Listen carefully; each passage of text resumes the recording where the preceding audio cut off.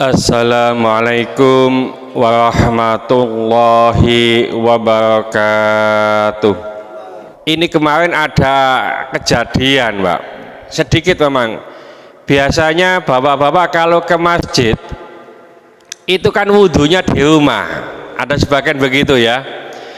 Nah, wudhu di rumah umpamanya sudah berkumur-kumur, membasuh muka, membasuh tangan, lalu mengusap kepala, loh tinggal membasuh kaki, airnya habis. Umpamanya nunduk kono pakai kran, lampu ini mati. Iki apa iki? Pena masjid ana musola. Wis nang musola. Lah di musola ini wudu lagi, tak cukup sikile disiram ngono tok wae. Kadang-kadang ada kejadian semacam itu kan Pak ya. Nah itu sebagian ulama mengatakan kalau air yang ada di badan ini masih basah, cukup membasuh kakinya saja. Umpamanya Mas Fauji wudhu ndo oma, sikile tinggal sikil tok belum dibasuh nang musola Yai Wirai ya, itu cukup kakinya saja dibasuh selama air yang ada di badan ini masih basah. Tapi kalau airnya sudah kering, maka wudhunya tidak sah. Itu kemarin ada kejadian di tempat saya begitu ya. Jadi wudhu di masjid, ini wudhu mana tagak iki lah gitu. Tapi kalau masih basah boleh. Ada lagi kejadian begini, wis wudhu teko omah nang masjid, loh pas di jalan ngapunten kakinya itu ngapunten kena telek, ate telek ayam, ate telek lentung, ya kaincak. Ini wudhu lagi, tak cukup kakinya disiram saja. Ini juga ada beberapa kejadian begitu. Kalau yang demikian itu cukup kakinya disiram, nggak usah wudhu lagi ya. Terus ada lagi teman pernah bertanya begini Pak, setelah wudhu lalu diusap dengan anduk boleh enggak itu? Biasanya kita mandi di kamar mandi begitu ya, iki terus wudhu nek atus ku wudhu tagak Pak, posoku nduk kene ya wudhu kabeh kotoke. Lah pas mari atus langsung wudhu ya. Nah wudhune iku, nah wudhune sah enggak ini ya? Wudhu ambek wudhu gandul-gandul ngono ya. Begini, wudhunya tetap sah, cuma secara norma kurang baik ya, tidak akhlaknya kurang baik. Contoh begini, tadi Kak Adim itu ngimami ya. Nah pas ngimami Kak Adim nggak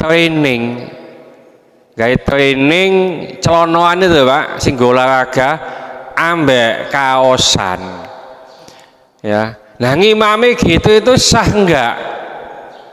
Sah ngimami gitu, tapi enggak baik, artinya enggak ihsan, toto kromone kurang apik. Jadi wudhu dalam keadaan apa? Telanjang sah. Nah setelah wudhu diusapi pakai apa?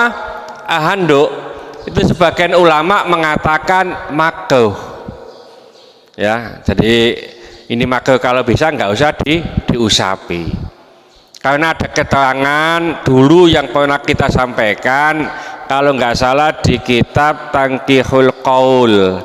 Tangkihul Qaul itu salah dari kitab Lubabul Hadis yang dikarang oleh As-Suyuti, Jalaluddin As-Suyuti ya. Nah Tangkihul Qaul itu dikarang oleh Syekh Nawawi Al-Bantani.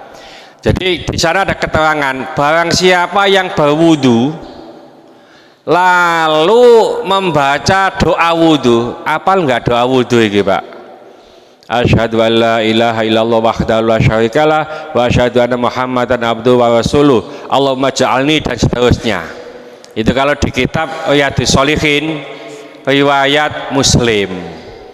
Barang siapa yang wudu, setelah wudu baca doa wudu itu, kalau di masjid ini ada tulisannya begitu ya, maka pintu-pintu surga yang ada 8 itu dibuka Pak.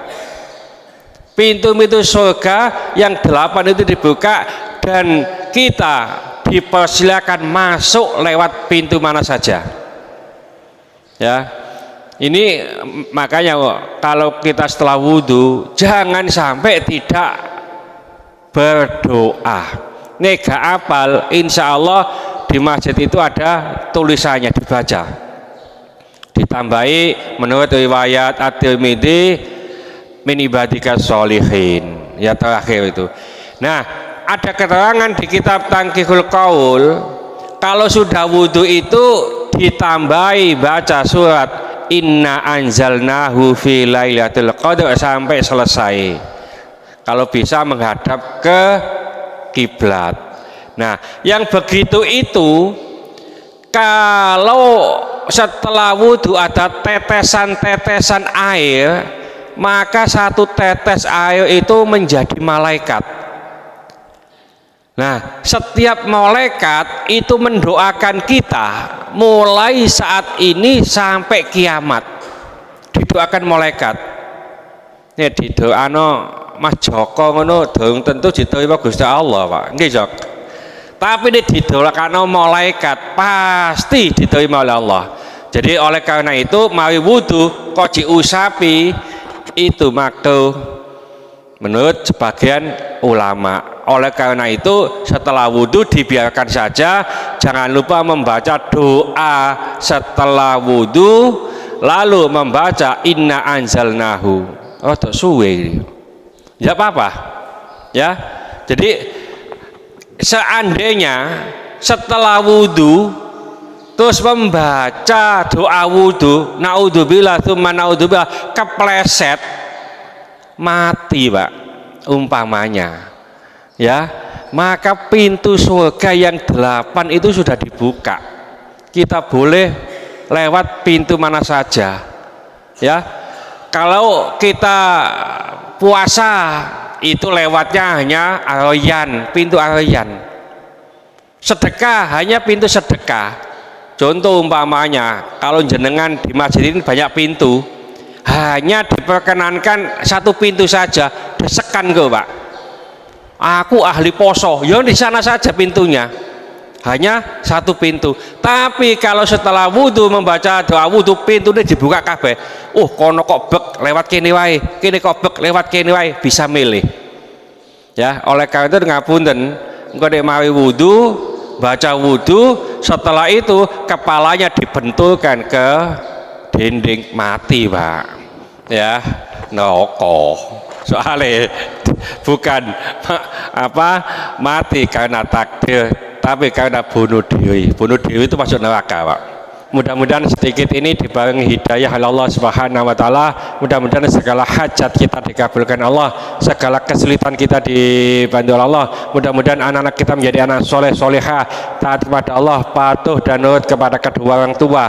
Yang memberikan keturunan, mudah-mudahan Allah memberikan keturunan yang soleh solehah. Yang memberikan jodoh, mudah-mudahan memberikan jodoh yang soleh solehah.